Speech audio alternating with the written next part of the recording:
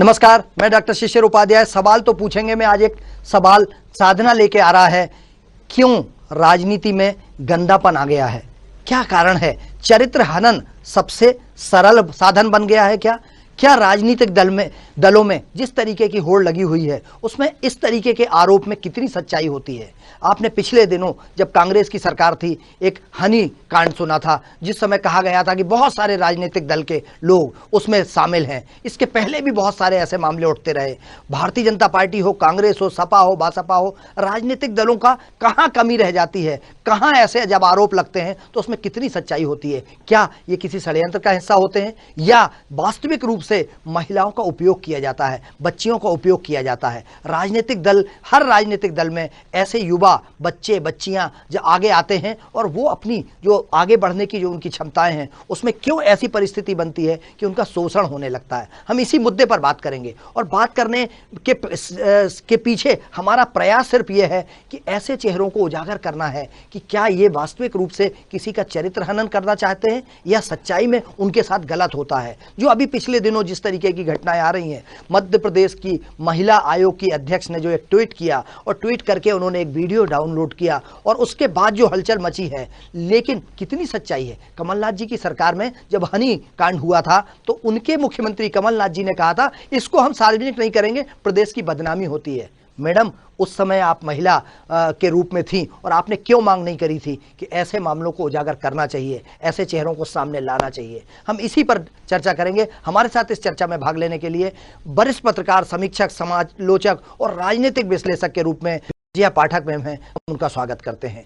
जो आपने पूरे देश भर में महिलाओं के लिए काम किया है, महिलाओं की जो भी शोषण होता है उनके साथ, पीड़िता के साथ खड़ी होने वाली एकमात्र देश में महिला विजया पाठक मैम हैं, हम उनका स्वागत करते हैं। हमारे साथ इसी मुद्दे पर सामाजिक कार्यकर्ता के रूप में जो समाज के हर क्षेत्र में काम करती हैं अरुणा शर्मा जी हैं, हम उनका स्वागत करते हैं। और राजनीतिक दल में कांग्रेस में सक्रिय हैं और कांग्रेस का पक्ष रखने के लिए हमारे साथ कांग्रेस की नेत्री स्वीटी राय हैं, हम उनका स्वागत करते हैं। और सबसे पहले इस मुद्दे पर हम पाठक मैम के पास आना चाहते हैं। मैम, बहुत सारे मामले होते हैं। आपने इसके पहले एक कांड सुना था जिसमें मुख्यमंत्री जी स्वयं कमलनाथ जी ने कहा था कि अरे इसमें बदनामी होगी।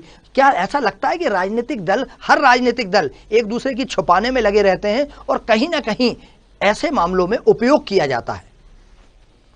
यहाँ पे जब बहुत बड़ा मामला हुआ था हनी ट्रैप जी, अब कैसे राज्य की बदनामी, जी, प्रदेश भी हमारा है, देश भी हमारा, लड़कियां भी हमारी और लोग भी हमारे। उसमें कई IAS अफसर थे, कई मंत्री थे, कई नेता थे। इतनी हड़बड़ी मची, उस तरह किस तरह दबाया गया। कुछ 2-3 लोगों को आपको जेल में भी रखा गया। बाद में वो जो जेल में जो लड़कियां थी, बाद में भी उनको NGO के माध्यम से कई करोड़ रुपए आवंटित किया गया। ये जो है, ये मामला, इस तरह का जो हाल हो रहा है देश का, ये बहुत बुरा है, प्रदेश का भी बुरा है। और सबसे बड़ी बात है कि ठीक है, आप नाम छुपा लीजिए उन लड़कियों को, परंतु उन IAS अफसरों को, उन मंत्रियों को, उनके चेहरे तो उजागर कीजिए जो इन्होंने इस तरह के शोषण किए। आज फिर वो शोषण होगा। अभी कल की बात है जब एक महिला का बीजेपी कार्यालय में बहुत ज्यादा शोषित की गई, वो महिला, वो लड़की है और वो बाकायदा भाजपा के कार्यक्रमों में जाती थी, भाजपा के साथ आती जाती थी, वहाँ पूरे उनके ऑफिस में बैठती थी।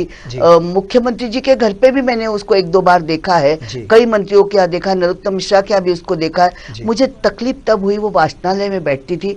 वाचनालय में जो बैठते थे, जो पुस्तकालय में, वो काफी बुजुर्ग थे। उसके साथ किस तरह की छेड़खानी हुई कि वो लड़की ने इस तरह के, उसके साथ तो कई बार छोटे मोटा हुआ होगा।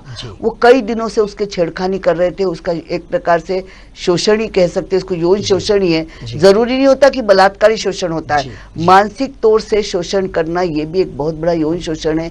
और आखिर मजबूर होकर उसने अपनी हालात से मजबूर हो गई वो लड़की और अपनी बात उसने खुद अपने मुंह से, अपने जबान से सब बोला किस तरह उसका शोषण हुआ।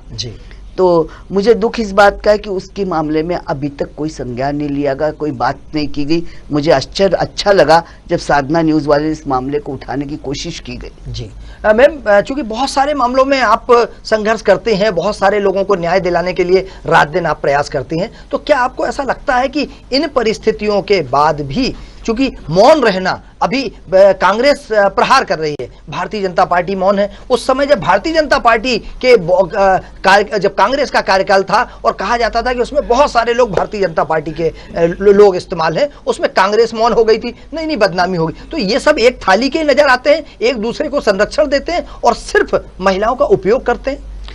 वो तो जग जाहिर है, उस समय बीजेपी के भी लोग थे और कांग्रेस के भी लोग थे उसमें। उसको आपने देखा होगा जीतू सोनी का किस तरह तोड़फोड़ की गई, उसमें भी एक बहुत बड़ा मामला था। अगर आप कहे तो इजाजत दे तो बता भी सकती हूँ। बताइए।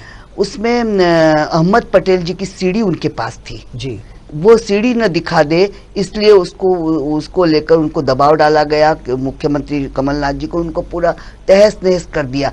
मैं उस पक्ष को नहीं कहती कि वो क्या थे क्या नहीं थे, मैं सिर्फ मीडिया वाले पक्ष को कहती थी। मीडिया में उन्होंने 2 ही एपिसोड छापे थे, उसमें इतना हंगामा हुआ, उसमें कई IAS अफसर थे जिसको दबाव डाला गया। हमारा मानना ये है कि आखिर आप उजागर तो कीजिए, कितने कोई पूरे प्रदेश के IAS अफसर तो नहीं होंगे, पूरे देश के जो भी कुछ थोड़े बहुत चेहरे होंगे उनको आप सामने नहीं लाना चाहते।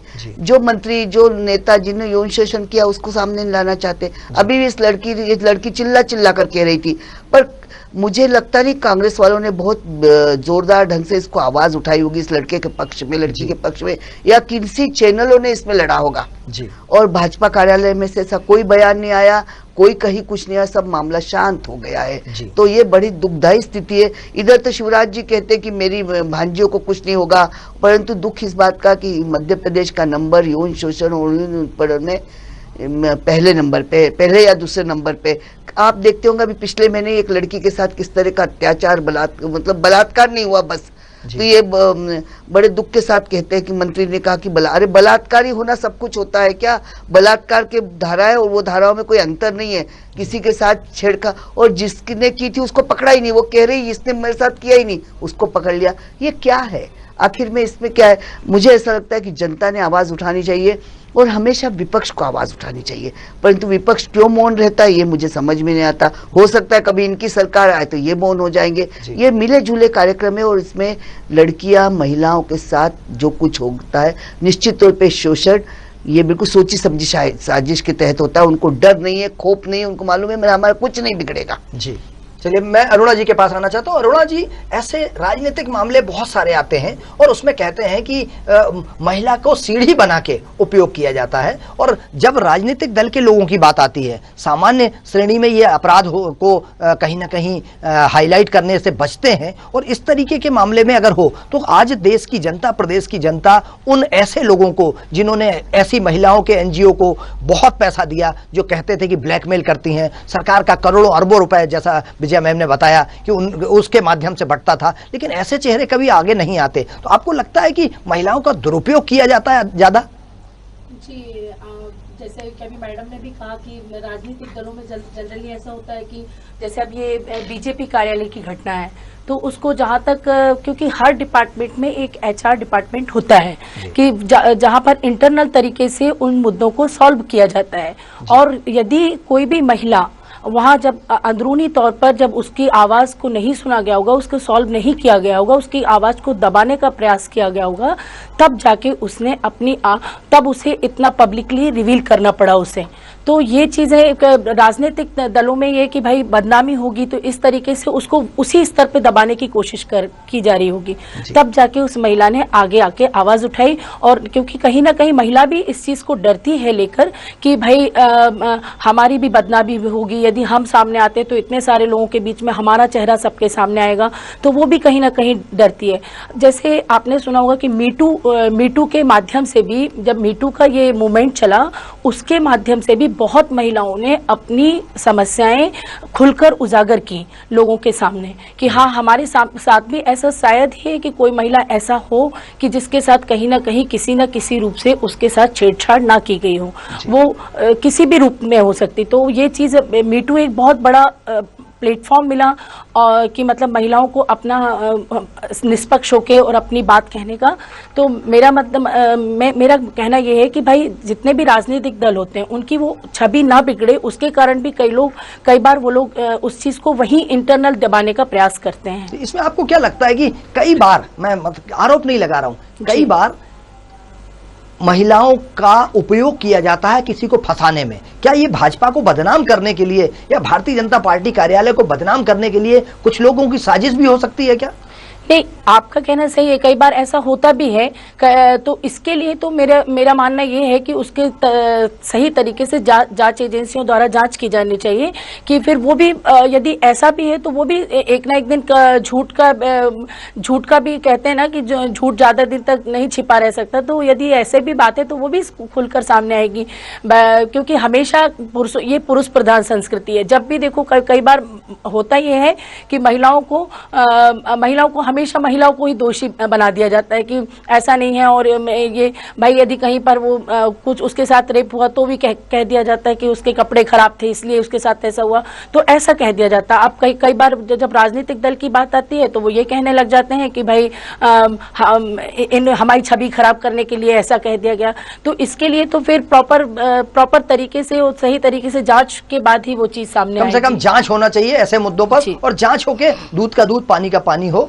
मैं कांग्रेस की नेत्री स्वीटी राय जी के पास आना चाहता हूं। स्वीटी जी, आपने अभी विजय मैम की बात सुनी, अरुणा मैम की बात सुनी। आपको क्या लगता है कि आप भी राजनीति में हैं और राजनीति में धीरे धीरे दलों में महिलाओं का सम्मान कम होता जा रहा है, शोषण बढ़ता जा रहा है?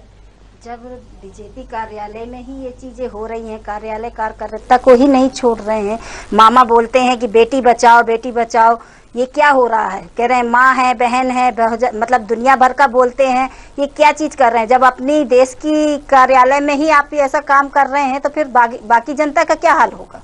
जी। कोलार में भी ऐसा केस हुआ था, जेके हॉस्पिटल के पास ही हुआ था, मगर कोई किसी चीज की कार्यवाही नहीं हुई, उसको उसी में वहीं पे दबा दिया गया। और बैरागढ़ में भी हुआ था, बैरागढ़ में भी केस हुआ है एक, मगर वहाँ रामेश्वर शर्मा जी को बोला गया था, उन्होंने टीआई को ही धमका के उनका मुंह बंद करवा दिया था कि आप ऐसा नहीं करेंगे। उनका तो वीडियो भी वायरल हुआ था, मगर उनने कोई नहीं किया काम।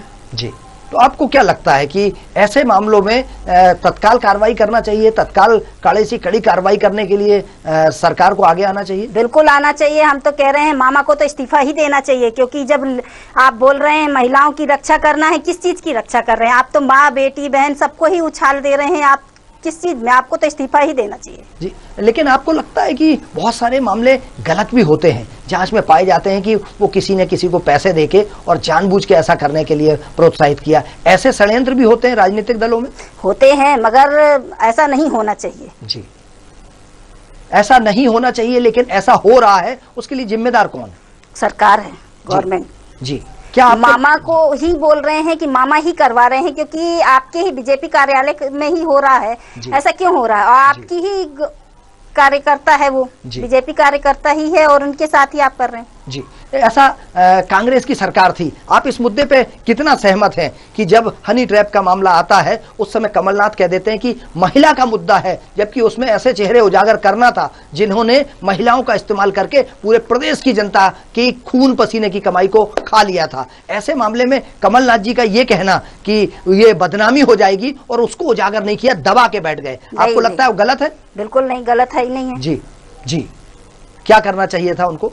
अभी भी करना चाहिए है, क्योंकि अभी भी जो भी टेस्ट करना चाहिए। जी, ऐसे मुद्दों पर चूंकि उसमें ये कहा गया था कि बहुत सारे नौकरशाह हैं, बहुत सारे राजनीतिक दल के लोग शामिल हैं, बहुत सारे माननीय मंत्री विधायकगण शामिल हैं, और ऐसे आरोपों पर जांच ना करवाकर उन्होंने कहा था मैं कुछ नहीं हूं। चुप्पी, ऐसा नहीं लगता कि महिलाओं के साथ दोहरा चरित्र है? बिल्कुल गलत कर रहे हैं, महिलाओं के साथ ही ये लोग गलत करते हैं। जी, तो ये चलिए मैं विजया मैम के पास आता हूं। मैम, चाहे भाजपा हो या कांग्रेस हो, सब एक ही थाली के कहीं ना कहीं नजर आते हैं, और महिलाओं के मामले में खासकर जहां इनको ऐसा लगता है कि इस मुद्दे पर इनका राजनीतिक लाभ होगा, उस मुद्दे पर ये मुखर हो जाते हैं, और नहीं तो कमोबेश लगभग एक सी स्थिति रहती है इनकी।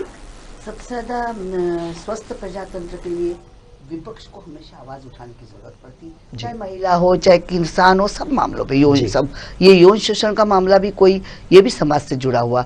हमेशा कोई भी विपक्ष हो, परंतु दुख की बात है कि विपक्ष कोई भी आवाज नहीं उठाते। आज अगर इसी लड़की के लिए आवाज उठाई होती तो निश्चित तौर पे जांच होती, जांच कमेटी बैठती और ये मालूम कर दी होता कि ये सचमुच हो रहा है, भाई ठीक है, कोई ये नहीं कहते कि शिवराज जी ने करवा दिया या भाजपा किसी व्यक्ति ने करवाया, पर कई बार अपने कार्यालय में अगर गलत हो रहा है तो उसकी जांच करनी चाहिए ताकि आगे गलत नहीं होए। परंतु क्या होता है कि ये आवाज कौन उठाता है, या तो मीडिया उठाता है या विपक्ष उठाता है। तो विपक्ष तो इस मामले पे एक लाइन नहीं बोली अभी तक किसी विपक्ष ने। आज अगर विपक्ष इसको बोलता तो निश्चित तौर पे मीडिया भी इस मामले को उठाता, और जब भी कोई लड़कियों का, कोई लड़की या औरत या महिला के मामले में कोई भी अपशब्द भी कहते या बलात्कार तो बहुत दूर की बात है, तो भी ये मामले को उठाना चाहिए, क्योंकि पुरुषों की हिम्मत बढ़ती चली जाएगी। चाहे अधिकार ऑफिस हो, चाहे कार्यालय कहीं भी हो, बीजेपी कार्यालय हो चाहे कांग्रेस कार्यालय हो, थोड़ा बहुत इस मामले में अगर नहीं करेंगे तो इसी तरह महिलाओं के साथ इतना ज्यादा अत्याचार होने लगेगा। और महिलाओं की दिक्कत ये कि राजनीति में महिलाएं सहती है आगे बढ़ने की चाव में। बहुत सारा ऐसा होता है जिसका हमें पता ही नहीं लगता है, और पता भी लग जाएगा तो अपन उठा नहीं पाते हैं, क्योंकि आज चैनल भी कैसे उठाएंगे, बहुत सारी बातें ऐसी होती। अगर इसी मुद्दे पे अगर कांग्रेस कहीं बोलेगी तो ये आवाज बन जाएगी और आवाज उठेगी। दुख की बात यह है कि शिवराज सिंह चौहान को इन सब बातों पे संज्ञान लेना चाहिए। आज प्रदेश की हालत बहुत खराब है। नरोत्तम मिश्रा गृह मंत्री है, इतनी बुरी कानून व्यवस्था है कि क्या बताए। महिलाओं के मामले में कहीं कुछ नहीं, छेड़छाड़ बलात्कार होते जा रहे हैं रोज कहीं न कहीं मैंने अभी कितने बार पोस्ट लिखा है महिलाओं के बारे में, कुछ नहीं हो रहा है महिलाओं को लेकर। एक प्रकार से महिलाओं को एक नोटंकी बना दिया गया है, एक उपयोग की वस्तु साधन मान लिया गया है, और कुछ नहीं। और उस पर कोई आवाज, विपक्ष कोई आवाज नहीं उठा रहा है। विपक्ष को तत्काल आवाज उठाना चाहिए, और शिवराज जी को भी इस मामले में अपना हस्तक्षेप करना चाहिए कि यौन शोषण के मामले, बलात्कार के मामले यहाँ पे बहुत ज्यादा हो रहे, छेड़छाड़ के मामले हो रहे, और अगर शिवराज जी इस मामले को उठाएंगे और तो नरोत्तम मिश्रा अगर इस मामले में कुछ संज्ञान लेंगे तो निश्चित तौर पे ये सब महिलाओं के साथ जो बलात्कार अत्याचार जो हो रहे उसको कहीं ना कहीं ब्रेक लगेगा। और इसमें विपक्ष को भी अपना कहीं ना कहीं भूमिका निभानी चाहिए, क्योंकि विपक्ष नहीं निभाएगा तो विपक्ष बहुत बड़ी गलती कर रहा है। निश्चित तौर पे हम तो ये कहेंगे कि ये शोषित लोग जो शोषण कर रहे हैं उन लोगों के साथ वो मिले हुए हैं। जी, कहीं ना कहीं ऐसा नजर आता है कि आप जो शोषण कर रहे हैं उनके साथ मिले, क्योंकि विजय मैम इसके पहले भी जितने मामले आए, अभी मैंने हमारे रिपोर्टर्स जब गए बात करने के लिए तो किसी ने बात करने से इनकार कर दिया। तो ये बताता है कि सत्ता की मलाई मिल बांट कर खाते हैं और सिर्फ जनता को ठगने के लिए आरोप प्रत्यारोप का दौर होता है। क्योंकि ऐसे मुद्दों पर भी जब उस समय कमलनाथ जी की चुप्पी, कमलनाथ जी का कहना कि साहब ये प्रदेश की बदनामी होगी, और अब कांग्रेस की चुप्पी, ये बताता है आपको कि ये सत्ता में बैठ के कितना ही कुछ होता जाए, बयान की बात अलग होती है, बाकी सब कहीं ना कहीं आपस में मिले जुले हैं। शिशिर जी, अब बड़ी कभी कभी हास्यास्पद बात लगती है। संघ सरकार कांग्रेस की है तो बीजेपी के सारे लोगों को काम होता है। आप तो एक लिस्ट उठाकर देखिए, कांग्रेस की सरकार में सबसे ज्यादा अगर आपको आवंटित हो गए होंगे, क्या बोलते हैं उसको, पेट्रोल पंप, तो वो कांग्रेस बीजेपी वालों को, और बीजेपी के समय में सबसे ज्यादा कांग्रेस को आवंटित हुए। तो हम बीच में जो अपने समाज है, लोग है, जनता है, वो बेचारी दयनीय स्थिति में खड़ी है। सारी पार्टियां मजबूत खड़ी है, दोनों एक दूसरे से हाथ मिलाकर खड़े, पीछे से कोई आवाज नहीं उठाते।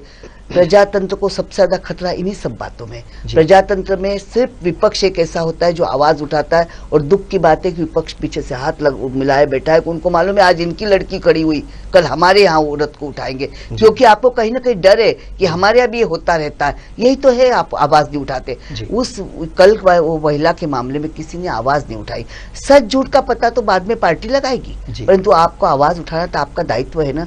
मुझे बहुत दुख लगा इस मामले को लेकर। वो बेचारी चिल्ला चोट करती रह गई, और मैंने इस लड़की को कई जगह देखा है। इस लड़की को भाजपा कार्यालय में, आज अगर इस पे ब्रेक नहीं लगा तो कल मालूम नहीं और बड़ी बड़ी घटनाएं होंगी।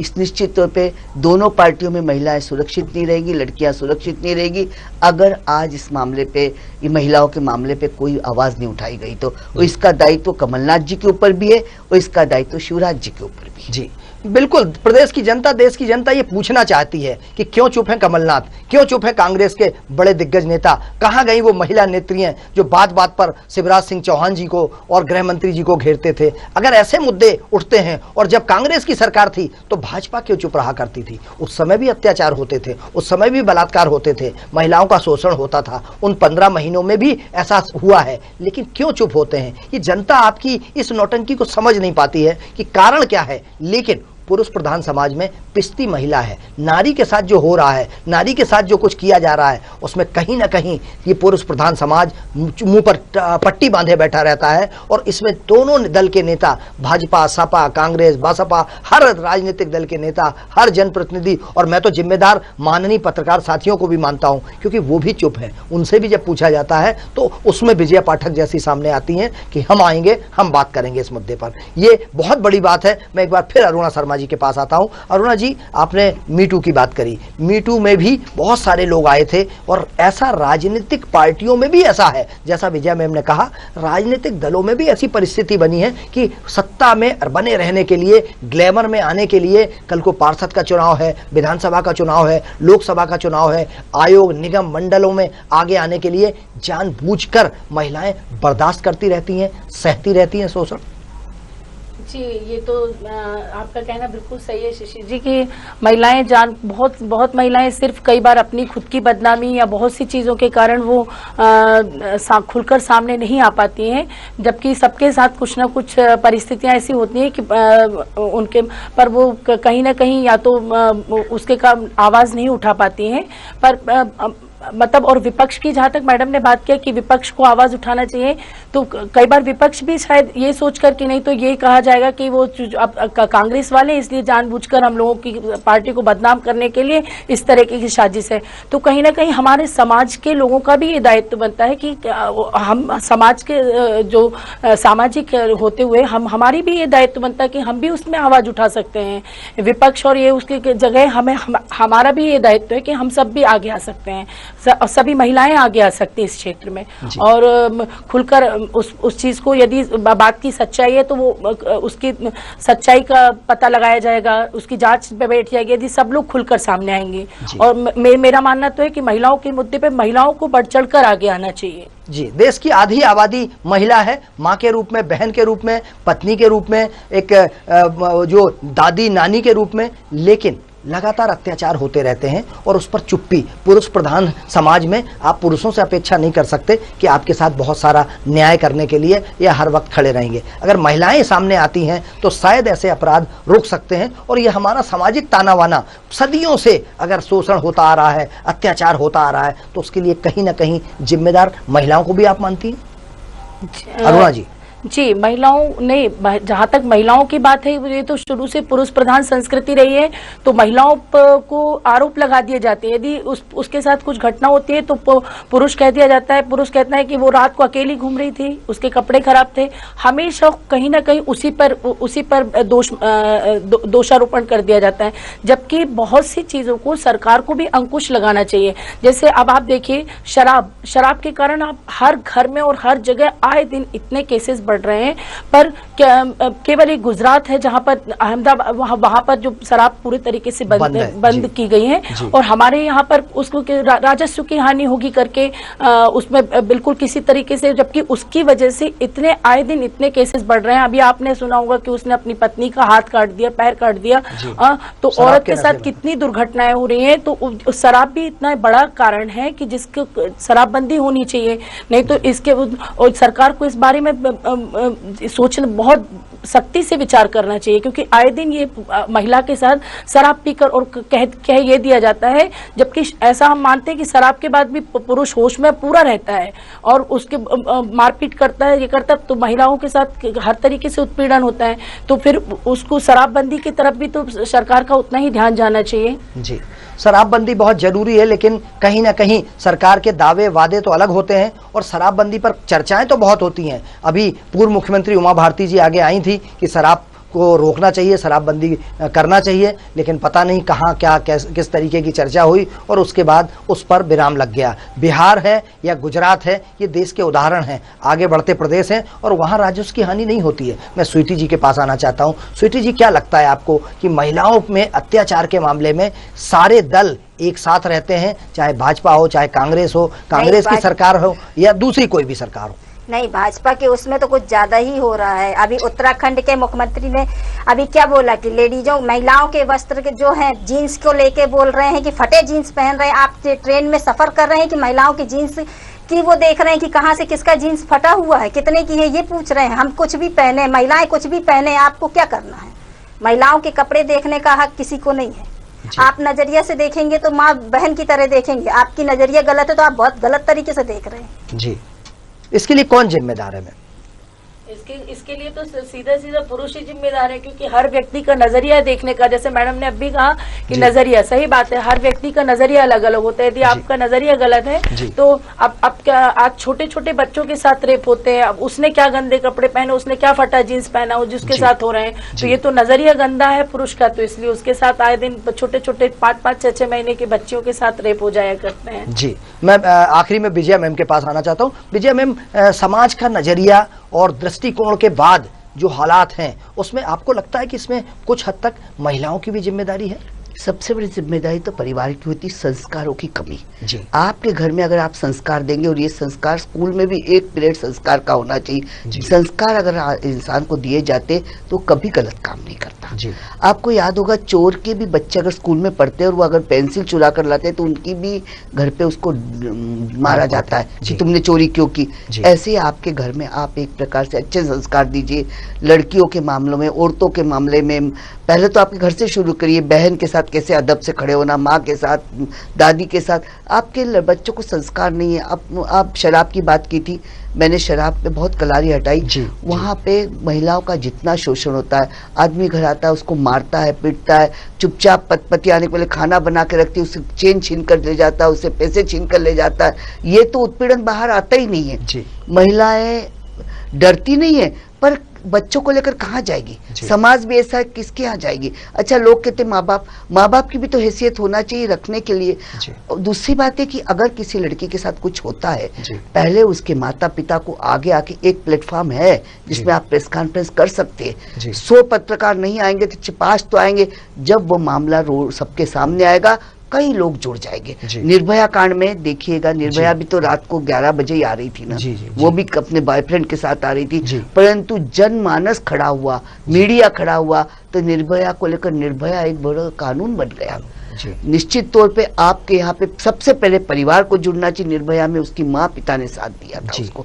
आपके परिवार को लेकर सबसे पहले आप प्रेस कॉन्फ्रेंस कर लीजिए। इतना तो आपको समझ होगी कि मीडिया में आना बहुत जरूरी है। अकेले लड़की चिल्ला जाएगा, उसके माता पिता अगर उसके साथ खड़े हो जाते तो उसमें एक मुट्ठी बन जाती, एक उंगली कुछ नहीं कर सकती। और जब वो मुट्ठी बन के खड़ी हो जाती तो मीडिया भी दिखाता। मीडिया के भी अपनी कई दबाव होते, कई परेशानियां होती, कोई दिक्कतें होती है, तो आपको तब मीडिया दिखाता। मैं यहाँ पे सभी को ये इसी प्लेटफॉर्म के आपके माध्यम से कहना चाहती हूँ, अगर किसी के साथ शोषण, अत्याचार कुछ भी होता है महिला के साथ, तो उसके परिवार वालों को उसके साथ खड़े रहकर एक बार पत्रकार वार्ता करना चाहिए, पत्रकारों को बुलाना चाहिए। जब वो मामला मीडिया में आ जाता है तो मामला फैल जाता है, तो हजारों लोग खड़े हो जाते। इतना तो आप कर ही सकते हैं। सबसे पहले आपके घर में कुछ होता है तो आपकी लड़की को आप साथ दीजिए। कोई देखिए उसमें लड़की का कोई दोष नहीं, और उसके साथ बलात्कार होता है तो उसका क्या दोष है? और ये भी धारणा गलत हो गई कि अगर लड़की के साथ कुछ होता है तो उसकी बदनामी होती, उसकी इज्जत खराब होती। ये सब अब कुछ नहीं रहा है। ये सब कई लोग उसके साथ उसको शादी भी करने को तैयार हो जाते। समाज बहुत आगे चले गया। तो 2 चीज से मैं रहती है, एक तो परिवार वालों को साथ देना चाहिए, और संस्कारों की बहुत कमी हो गई है।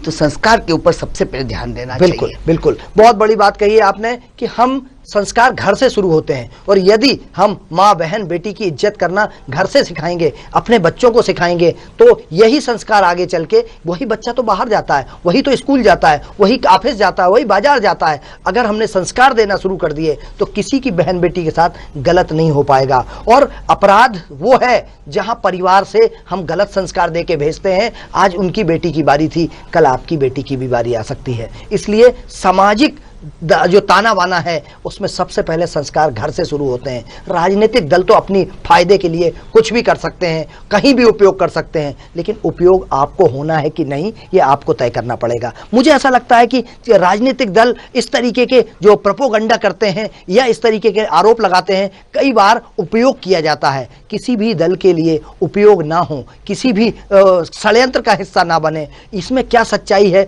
ये मुख्यमंत्री, मध्य प्रदेश के मुख्यमंत्री शिवराज सिंह चौहान जी या गृह मंत्री डॉक्टर नरोत्तम मिश्रा इसकी जांच कराएंगे तो सामने आएगा। लेकिन ओवरऑल कहीं ना कहीं घूम फिर के बात आती है महिला शोषण की, और महिला हमारी माँ है, बहन है, बेटी है, उसका सम्मान बहुत जरूरी है। हम इसी मुद्दे पर चर्चा कर रहे थे सवाल तो पूछेंगे में। इसमें हमारे साथ चर्चा में वरिष्ठ पत्रकार विजया पाठक जी जुड़ी, आपका बहुत बहुत धन्यवाद। हमारे साथ इस पर सामाजिक कार्यकर्ता के रूप में अरुणा शर्मा जी जुड़ी, आपका बहुत बहुत धन्यवाद। और कांग्रेस की नेत्री स्वीटी राय जी जुड़ी, आपका बहुत बहुत धन्यवाद। बने रहिए साधना न्यूज पर। एक और आपको जानकारी देना चाहते हैं, मध्य प्रदेश प्रेस क्लब के डॉक्टर नवीन आनंद जोशी जी ने इंतजाम किया है इस प्रदेश के सारे पत्रकारों को 25 तारीख से 25 मार्च से कोरोना के टीके लगेंगे। अपने परिवार के साथ वहां पहुंचे और कोरोना के टीके जरूर लगवाएं। सावधानी रखें, कोरोना कहीं गया नहीं है, फिर भयावह स्थिति में है। मास्क जरूर लगाएं, सोशल डिस्टेंसिंग का पालन करें और दूरी बनाकर रखें। नमस्कार।